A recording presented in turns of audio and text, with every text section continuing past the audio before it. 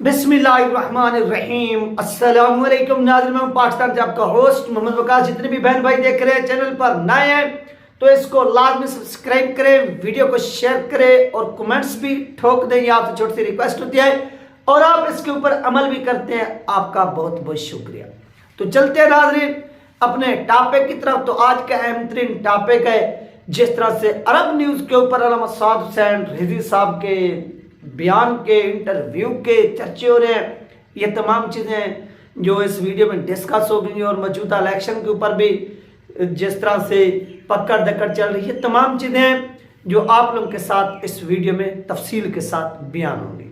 सबसे पहले नाजरीन आपने देखा कि अल्लामा साद हुसैन साहब अरब न्यूज़ एक चैनल का नाम है, उसको इंटरव्यू दिया अबाउट पाकिस्तान की जो मौजूदा पॉलिटिकल सिचुएशन है या इकानमी की सिचुएशन है, इसके ऊपर अल्लामा साद हुसैन साहब ने जो अपना एक मौक़िफ़ बयान किया वो आप सब लोगों ने सुना।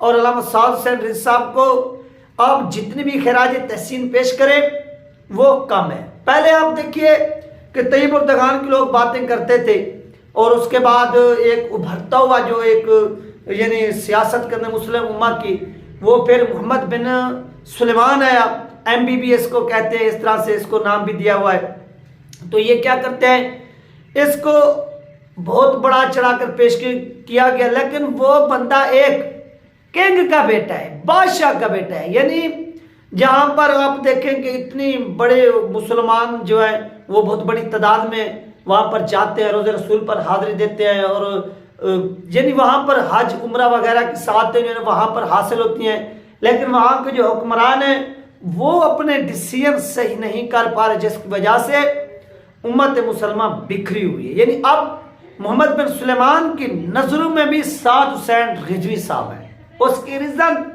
उसकी वजह वो आपने थोड़ी कान खोल कर सुननी है, क्योंकि उम्मत मुसलमा के अंदर इस वक्त जो कुछ हो रहा है और उम्मत मुसलमा के लिए जो लोग आवाज़ उठा रहे हैं वो भी पूरी दुनिया के मुसलमान जो है वो चीज़ें देख रहे हैं। बिलखसूस अल्लामा साद हुसैन साहब जिस तरह से उन्होंने फ़लस्तीनियों के हक़ में आवाज़ उठाई, नमूस रिसालत के ऊपर मुकदमा लड़ा, फिर जेल काटी, तो उम्मत मुसलमान के जो मुसलमान हैं वो इसलिए एक कुछ जो है वो इन पर फ़ख्र भी महसूस करते हैं, कुछ जो है ना वो इनसे जलते भी हैं, डरते भी हैं।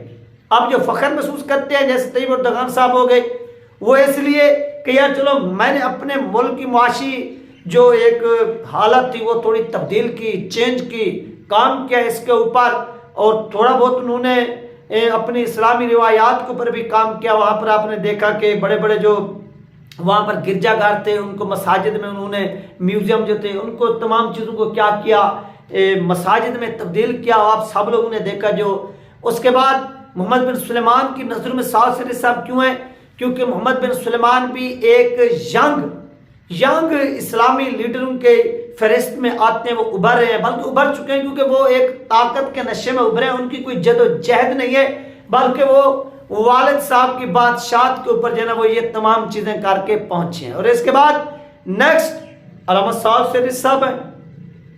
वो क्यों हैं, क्योंकि वो एक उभरते हुए लीडर है उम्मत मुसलमा के, और इसके पीछे उनकी एक कुर्बानी है, जदोजहद है।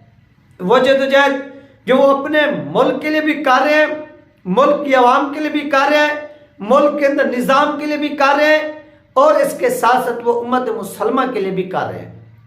और यही वजह है कि ये लोग खौफजदा हैं कि अगर ये बंदा, इसके ऊपर जो हमने पाबंदियाँ लगाई हुई हैं, जो लगा कर रखी हुई हैं, अगर ये बंदा पार्लियामेंट तक पहुँच गया, पार्लियामेंट में पहुँचने के बाद इसने वहाँ पर जो तकारीर की और उसको फिर पाकिस्तान का मीडिया तो क्या इंटरनेशनल मीडिया भी नहीं छुपा सकेगा, और पूरी उम्मत मुसलमान के जो हुक्मरान है, 2 नंबर उनका जो नंगेजपन है, जो नंगापन है, वो पूरी दुनिया के सामने वाज़ेह तौर पर आया हो जाएगा जब अल्लामा साद हुसैन रिजवी साहब जो हैं वो पार्लियामेंट तक पहुँचेंगे। तो मज़ीद जो है ना इनको कवरेज भी मिलेगी और इनकी जो आवाज़ है वो मज़ीद मजबूती के साथ सुनी भी जाएगी और पूरी दुनिया देखेगी भी। तो ये नाज़रीन इस वक्त जो है ना सिचुएशन बनी हुई है, और पूरे अरब न्यूज़ के ऊपर अल्लामा साद हुसैन साहब के इस इंटरव्यू के जो है ना वो चर्चे भी हो रहे हैं, और होने भी चाहिए, क्योंकि जब पूरी दुनिया के अंदर मुस्लिम उम्मा को कुचल दिया गया हो और उनके हुक्मरान बेगैरत बन गए हो और वो कोई एक लफ्ज भी ना बोल सकते हो, तो उस वक्त अगर एक लीडर खड़ा होता है, स्टैंड लेता है, अगर वो कुछ बोलता है तो उसका साथ देना फिर आपका भी फर्ज है, फिर उम्मत मुसलमान के लोगों का भी फर्ज है। और उम्मत मुसलमान के जो हिजड़े हुक्मरान बैठे हुए हैं उनको यही खौफ है कि यार इस बंदे को किस तरह से रोका जाए और इस बंदे को किसी तरह से यानी इसको नजरअंदाज किया जाए। अगर ये आ गया तो इनकी मजीद जो अयाशियाँ बदमाशियाँ वो वाज़ेह तौर पर सामने आ जाएगी। तो ये सिचुएशन नाज़रीन इस वक्त अरब न्यूज़ के ऊपर जो अपना क्या हुआ है, अल्लामा सआद शरीफ साहब का इंटरव्यू नशर हुआ है, उसके ऊपर मैंने डिटेल के साथ जो है वो बात की, आप लोग को समझाया है। आपको भी समझ आई होगी कि कुछ हुक्मरान जो है वो सआद शरीफ साहब पर फख्र करते हैं और कुछ की नज़रों में अल्लामा सआद शरीफ साहब किस तरह से हैं, क्यों हैं, ये भी तमाम चीज़ें मैंने आपको बताई कि क्यों ख़तरा भी है और कुछ के लिए फ़ख्र का बहस भी है। फ़ख्र का बहस इसलिए है कि वो लोग तनाव हैं और वो चाहते हैं कि इस तरह का लीडर सामने आए और फिर हम इकट्ठे मिलकर काम करें। और दगान साहब हो गए, फिर कुछ ऐसे भी हैं मोहम्मद बिन सुलेमान जैसे कि ये बंदा आ गया तो हमारे करतूत मजीद जो है ना वो कौम के सामने आएंगे और हो सकता है कि ये कौम एक दिन हमारे खिलाफ खड़ी हो जाए तो हमारी इन अयाशियों को, इन बदमाशियों को यहाँ से उठाकर समंदर में फेंक देगी। तो ये वो सिचुएशन बनी हुई है नाज़रीन। तो चलते हैं सआद शरीफ साहब के हल्के की जानिब अटक से जुल्फी बुखारी साहब, उन्होंने भी अपने कागजात नामजदगी जमा करवाए हुए थे और उनके आज कागजात नामजदगी जो है वो मुस्तरद हो गए, वो रिजेक्ट हो गए। उनको रिजेक्ट किया है, किसने किया है? उनको नाज़रीन रिजेक्ट किया इलेक्शन कमीशन ऑफ पाकिस्तान के जो वहां पर नुमाइंदगान बैठे हुए थे, जो सिक्योरिटी कर रहे थे, उन्होंने इसको रिजेक्ट किया और उन्होंने कहा कि आप भी चले जाए। इसके साथ साथ जैन कुरैशी हो गया, महरबानो हो गई, शाह महमूद कुरैशी साहब के ये जितने भी चमचे कड़छे थे जो वहां पर इनकी सिक्योरिटी के लिए कागजात नामजदगी जमा करवा रहे थे, बल्कि करवा चुके। तो जब आज सिक्योरिटी का अमल शुरू हुआ तो उनको भी वहां पर लोगों ने पकड़कर, इदारों के लोगों ने गिरबान से तो उनको जेल में डाला है। तो ये पाकिस्तान की सिचुएशन बनी हुई है। लेकिन इस वक्त अगर देखा जाए तो मुकाबला बन चुका है बिटवीन एस्टेब्लिशमेंट, पीडीएम, नून लीग, मौलाना फजलुर रहमान, इन सब के खिलाफ अगर कोई इस वक्त पाकिस्तान के अंदर एक जमात मुकाबला कर रही है तो उसका नाम है तहरीक लबैक पाकिस्तान। आप लोग देखेंगे कि अक्सरियत में पीटीआई के नुमाइंदगान के जो कागजात नामजदगी होंगे वो रिजेक्ट हो चुके होंगे, वो तो मैदान में इन ही नहीं होंगे। जब वो इन नहीं होंगे तो वहां पर पीपल पार्टी का कैंडिडेट होगा और वहां पर नून लीग का होगा, वहां पर मौलाना फजलुर रहमान साहब का होगा। तो वो यार किस चीज का इलेक्शन लड़ेंगे? वो तो वैसे भी एक है। आपने पिछली उनकी हुकूमत देखी जो 18 माह गुजरी, जिसमें वजीर खारजा बिलावल भुट्टो थे, वजीर आजम शहबाज शरीफ था, वजीर मवासलात और बहुत बड़े जो ऐसे समझ लें कि शोबे थे, जो वजारत थी वो मौलाना फजलुर रहमान साहब के लोगों के पास थी। तो यार ये एक दूसरे के खिलाफ कौन सी जो है ना वो सियासत करेंगे, बयानबाजी देंगे, कुछ भी नहीं करेंगे, बल्कि अवाम को बेवकूफ़ बनाने की कोशिश करेंगे।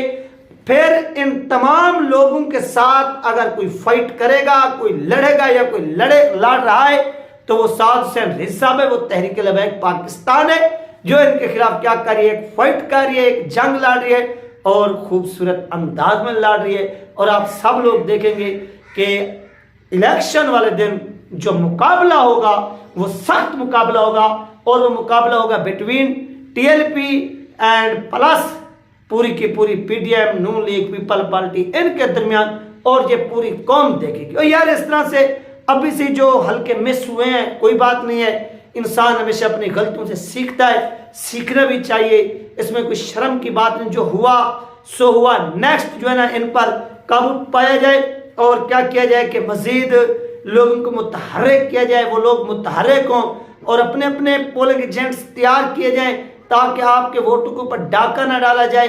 और भी बहुत सी चीज़ें जो पहले से तय कर लेनी चाहिए। ऐसा ना हो कि जैसे आपको 2-3 हल्कों में टीएलपी के कैंडिडेट ही नहीं मिल रहे, तो यार वो चीज़ ना हो कि जब इलेक्शन का दिन आए तो आपके वो पोलिंग एजेंट भी मौजूद ना हो। इस चीज़ को आपने क्या करना है, कवर करना है, इस चीज़ के ऊपर आपने काम करना है, वर्क करना है। ये आप बात जो है ना वो अपने जहन में बिठाइए। जब आप इसके ऊपर थोड़ा वर्क करेंगे, तो अभी टाइम पड़ा है, तो जो धांधली करने वाले होंगे चलो वहां पर तो उनको मुश्किलात हो, अगर वो आरटीएस सिस्टम जो वो बिठा देते हैं वो उनकी अपनी मर्जी है, लेकिन पोलिंग के ऊपर उनको थोड़ी बहुत जो है दिक्कत आनी चाहिए फिक्सिंग करते हुए, धांधली करते हुए। ये तीन अपडेट जो आप लोगों के साथ शेयर कीजिए, अपना ख्याल रखिएगा और मुझे दो में याद रखिएगा। मिलते हैं नेक्स्ट वीडियो में। अल्लाह हाफिज।